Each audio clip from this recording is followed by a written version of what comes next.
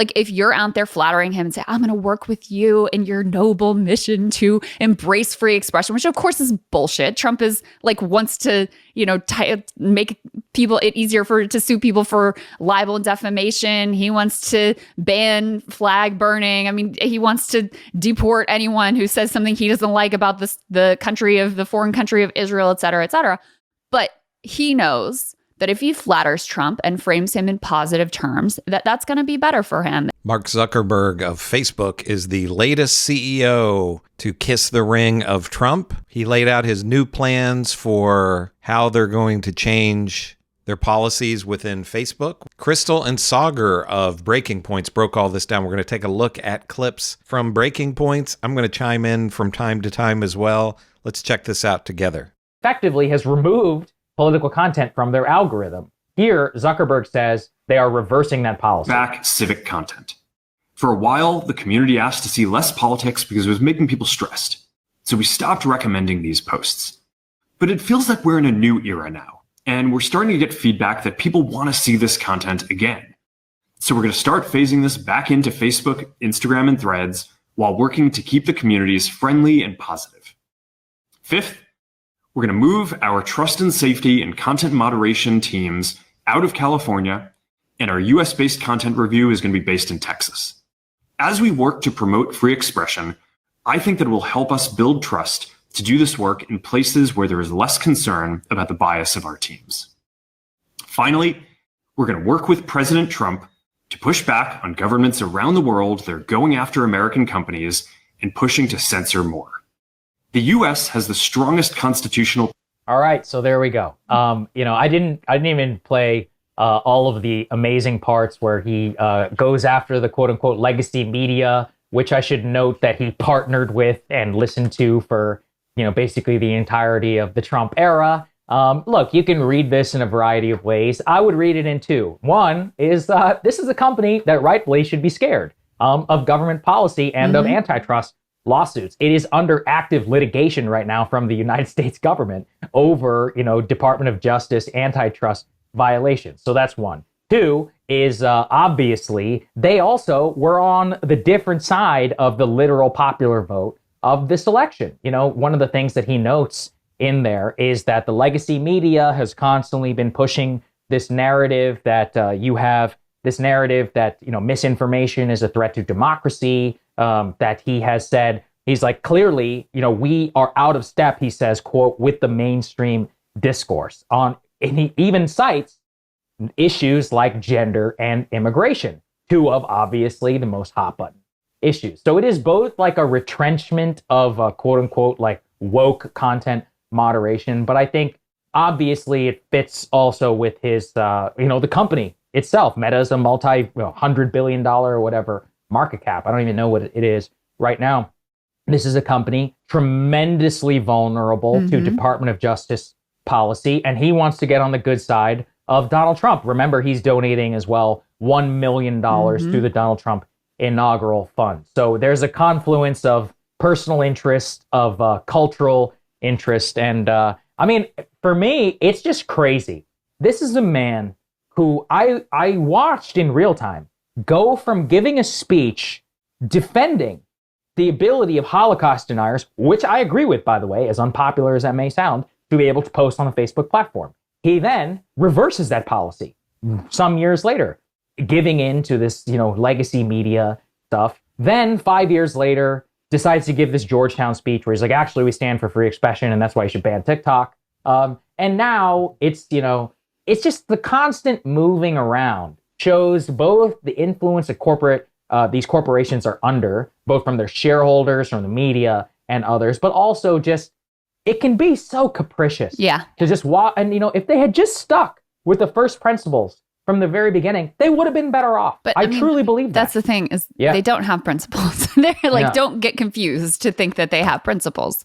They're trying to ride whatever political wave is ascendant at the moment. And so, in the early days of social media and then algorithmic social media, there was all this promise of democracy in the Arab Spring and this idea under like the Obama era. Obama was very close with all of these tech titans, and they were kind of an integral part of the Democratic coalition. And at that point, all of this sense of the coalition of the ascendant and how this like liberal democratic order was just going to grow. And, Justin Trudeau and Emmanuel Macron and Barack Obama, like this was the model for the world for the future. And then in the Trump era, in 2016, the sense from Zuckerberg and I think some of these other tech titans is that Trump is this was kind of an aberration, right? This is a weird moment in time. He doesn't win the popular vote. Hillary Clinton is a uniquely flawed candidate who runs a uniquely bad campaign. And so the bet is effectively on the resistance. And, there's all this concern about misinformation and Russia and foreign interference and all of these sorts of things. And, and also the Trumpist movement did take a lot of energy and have a lot of sort of like, far right internet culture embedded into that initial Trump campaign. So there's a fear about that. And that's how they place their chips in that era. That kind of continues through the Biden era. And now with Trump winning, and you have the rise of the right in many countries around the country, and the fall of the neoliberals in all kinds of countries around the world, the bet is being placed very differently. You layer on top of that, like this was not just a bend the knee video to Trump; it was also a bend the knee video to Elon, which is adopting the community notes, moving to Texas, adopting some of Elon's sort of framing and language. So he's recognizing these two power centers in American politics, both of whom can cause real problems for him personally, real problems for his companies, bottom line. And he's doing what he can to get on the right side of both of them. And Donald Trump, being the uniquely, brazenly transactional person that he is, like if you're out there flattering him and say, I'm going to work with you in your noble mission to embrace free expression, which of course is bullshit. Trump is like wants to, make it easier to sue people for libel and defamation. He wants to ban flag burning. I mean, he wants to deport anyone who says something he doesn't like about the foreign country of Israel, et cetera, et cetera. But he knows that if he flatters Trump and frames him in positive terms, that's going to be better for him. And that may well short circuit some of the cases against him and certainly will help to undercut any additional enforcement action against him. So, yeah. Krystal Ball is correct with what she's saying here. And all of this would be hilarious if it wasn't so scary. We've never seen a politician in modern times like Trump who as anybody as thin-skinned as this. Previous presidents who were around while Facebook existed, Biden and Obama, they weren't going on talking every day, crying about what people were saying about them on social media or Saturday Night Live making fun of them or whatever. But Donald Trump can't take any of that. So what does he do? He threatens NBC to try to have their license removed. And so now you have Facebook and a social media platform and Instagram that they're trying to preemptively placate Trump so that he doesn't go after them, which is absolutely pathetic. And just think about how unprecedented this is. We've never had, again, in modern lifetimes, in the lifetimes of anybody that would be watching this, a president who was this thin-skinned and had CEOs of giant corporations like this running scared and feeling that they have to give in to him in this way.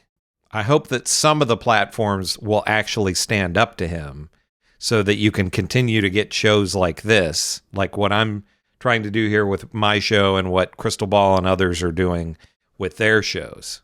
Because we know Donald Trump and MAGA cares nothing about freedom of speech and freedom of expression. They just want their views to be out there and any views critical of them and any criticism of them to be suppressed.